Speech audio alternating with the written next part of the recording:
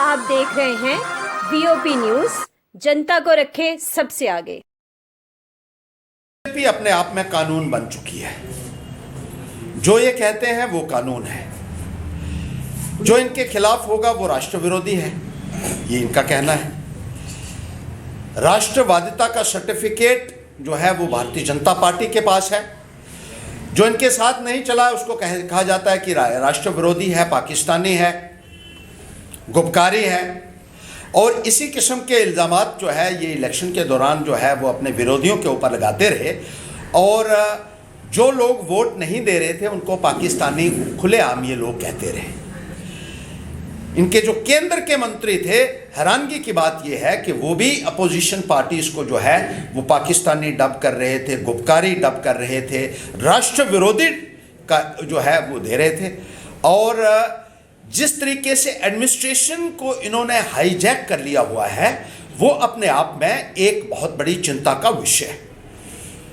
हमारे वर्कर्स को जिस तरीके से मारा गया, धमकाया गया इलेक्शंस के दौरान और उससे पहले भी उनके ऊपर हमले होते हैं, उनके जो है महिलाओं के ऊपर हमारे जो हैं वो हमले होते हैं, उनके साथ गाली गलौज होता है और उनके खिलाफ कंप्लेंट्स करने के बावजूद भी कोई कार्रवाई जो है प्रशासन की तरफ से उन लोगों के खिलाफ नहीं की जाती है। इलेक्शन के दौरान हमारे ये पवन रासल जी हैं, इनकी छाती के ऊपर बंदूक रखी गई। वो जो बीजेपी का एक्स एमएलए है रामनगर का, उसके पीएसओ कोई 4-5 पीएसओ लेकर आया और उन्होंने बंदूकें निकाली, इनकी गाड़ी को रोका, बाहर निकाला और छाती पे बंदूक रखी और कहा तू ज़्यादा पैंथर्स पार्टी का प्रचार करता है, तुझे हम छोड़ेंगे नहीं। रिपोर्ट लगाई गई थाने में, गवाहियाँ हुई उसके खिलाफ कि ऐसे ऐसे उसने बंदूक लाकर जो है इनको डराया, धमकाया, मारने की धमकी दी। लेकिन कोई कार्रवाई उस एमएलए के खिलाफ नहीं हुई क्योंकि वो बीजेपी का है। इसी तरीके से खून ब्लॉक में मिसेस मंजू सिंह जो है हमारी कैंडिडेट वहाँ की थी, वो उसी बीजेपी के एमएलए के गांव में उन्होंने एक अपनी रैली की और वहाँ से बहुत ज़बरदस्त जब रिस्पांस मिला तो एमएलए ने बौखलाहट में कुछ लोगों को शराब पिलाकर भेजा। उनमें से एक आदमी ऐसा था जिसने मैडम मंजू जी को गाड़ी से बाहर घसीटा और बदी बदी गालियाँ दी। जब उसको पकड़ा लोगों ने और पुलिस के हवाले किया, पुलिस ने उसका मेडिकल करवाया तो उस आदमी ने शराब पी हुई थी और वहाँ उसने ये माना भी कि मुझे उस बीजेपी के एक्स एमएलए ने मैडम मंजू सिंह के ऊपर हमला करने के लिए भेजा हुआ था। लेकिन कोई भी कार्रवाई जो है उस एमएलए के खिलाफ नहीं की गई। यानी इनको एक ओपन छूट दी गई है कि ये किसी के ऊपर भी हमला कर सकते हैं, किसी को भी मार सकते हैं, काट सकते हैं। इससे पहले भी मेरे और मैडम मंजू जी के ऊपर हमला हुआ था और जिन लोगों ने हमला किया उसने बाद में जो है रैली में ये कहा था कि अगर इनके साथ पीएसओ नहीं होते तो हमने यहाँ लाशें बिछा देनी थी। उसकी वीडियो रिकॉर्डिंग हमारे पास है, लेकिन उस वीडियो रिकॉर्डिंग का भी कोई जो है वो संज्ञान नहीं ले रहा है। इससे पहले भी बीजेपी के एक नेता ने खुलेआम पब्लिक रैली में कहा था कि हर्षदेव को जिंदा नहीं छोड़ेंगे हम, उसकी भी वीडियो रिकॉर्डिंग है हमारे पास, लेकिन उसके खिलाफ भी कोई कार्रवाई नहीं हो रही है।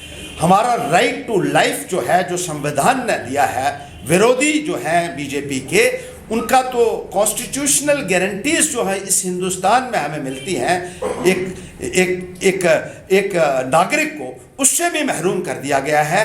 और लोगों की जान के साथ जो है जिस तरीके से जो एक खिलवाड़ करने की कोशिश की जा रही है बीजेपी द्वारा, उनके अधिकार छीन लिए गए हैं, उनको तो जीने का अधिकार से भी वंचित किया जा रहा है। क्या कोई संज्ञान लेगा, मैं ये पूछना चाहता हूँ यहाँ की सरकार से।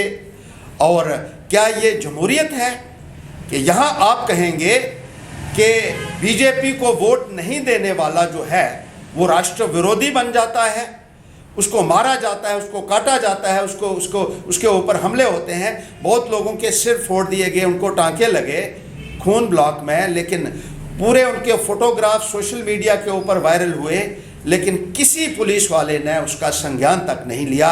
भारतीय जनता पार्टी जिस तरीके से ज़ोर ज़बरदस्ती से, गुंडागर्दी से और दहशतगर्दी से इस निज़ाम को चलाने की कोशिश कर रहा है, मैं ये पूछना चाहता हूँ कि क्या कोई इसका संज्ञान लेगा क्योंकि ये सरकार तो लेने वाली नहीं है।